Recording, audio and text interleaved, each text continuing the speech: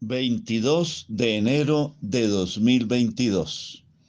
Una cordial bienvenida a esta reflexión que he llamado El servicio como proyecto. Existió en los primeros años de la Iglesia un obispo llamado Valero, quien era tartamudo. Fue obispo de Zaragoza entre los años 290 a 315.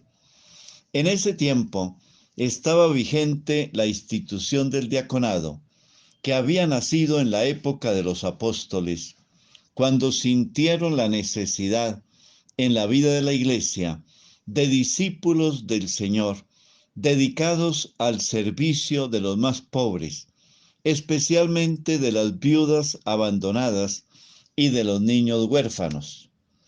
En el caso del obispo Valero, ante el impedimento del habla que lo afectaba, sintió la necesidad de un diácono que lo acompañara en el servicio de la predicación. La elección recayó en Vicente, nacido en Huesca en el siglo III. Cuando llegó la persecución de Diocleciano, tanto el obispo Valero como el diácono Vicente fueron encarcelados en el año 303 por orden del prefecto Publio Daciano. En el momento del juicio que se realizó en Valencia, ante las acusaciones lanzadas contra el obispo Valero, era Vicente quien con mucho valor y fogosidad lo defendía y proclamaba públicamente su fe en Jesucristo. Al concluir el juicio, el obispo Valero fue condenado al destierro, mientras el diácono Vicente fue torturado y martirizado. Por eso Vicente de Huesca recibe el título de mártir, mientras el obispo Valero, quien falleció en el año 315, es llamado confesor, porque confesó públicamente su fe en Jesucristo ante sus perseguidores y ante los romanos, sin haber alcanzado la palma del martirio.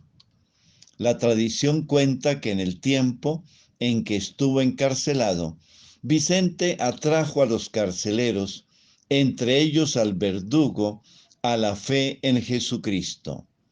Falleció el 22 de enero del año 304. Por eso la Iglesia lo recuerda en este día. Esto que sucedió a principios del siglo IV también se ha repetido con igual crueldad en nuestro tiempo. El 23 de abril del 2021, el Papa Francisco beatificó a varios catequistas laicos pertenecientes a los pueblos indígenas mayas de Guatemala, quienes fueron asesinados por su compromiso cristiano entre los años 1980 a 1991.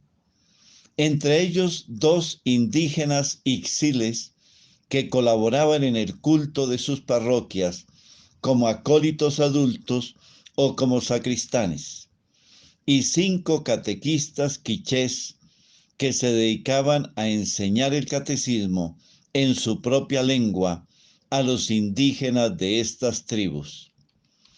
Uno de los mártires mayas beatificados fue el indígena Miguel Thiu Imul.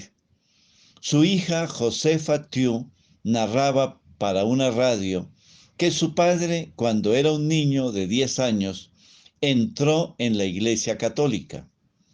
Antes no era católico y desde niño empezó a enseñar el catecismo a otros niños mayas.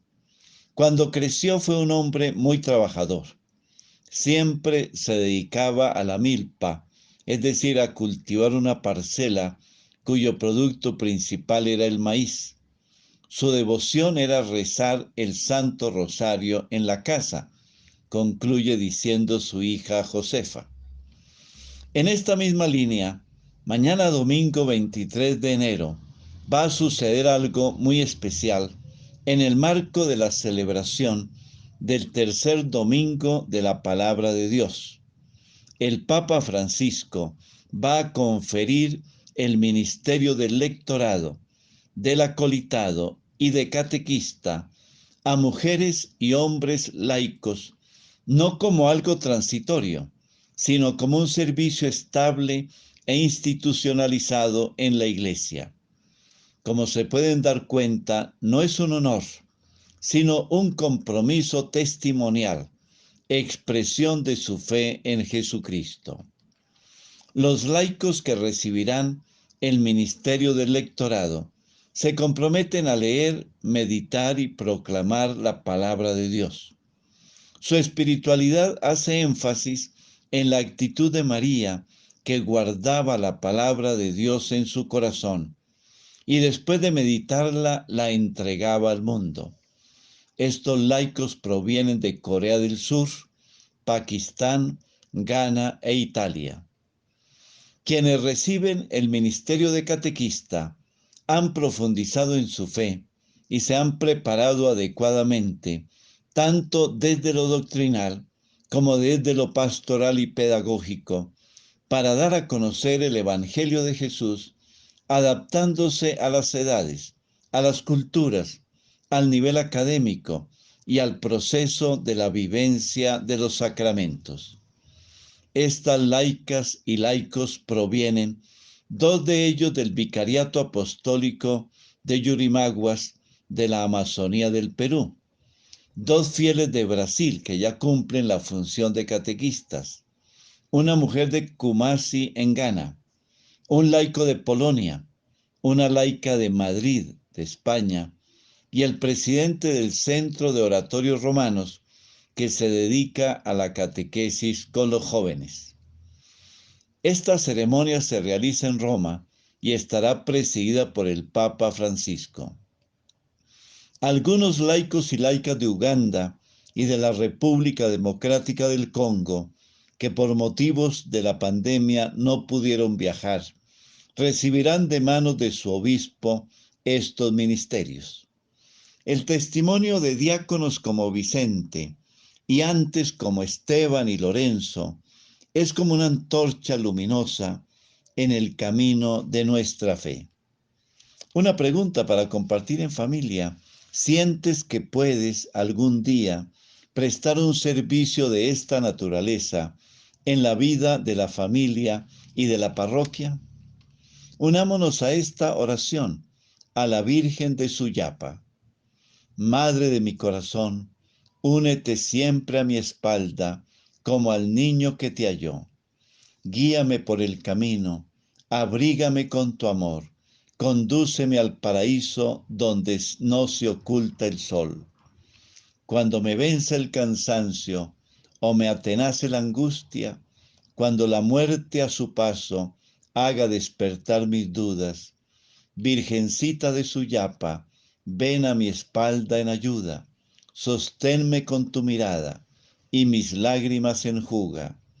Reina de los mortales, con tus manitas rezas por el bien de todo el pueblo que en tu protección confía. Virgencita de Suyapa, morena de raza indígena, cúbreme de paz el alma hasta el final de mis días. Amén. La Virgen de Suyapa es la patrona de Honduras en Centroamérica. Bendiciones para cada uno de ustedes y sus familias.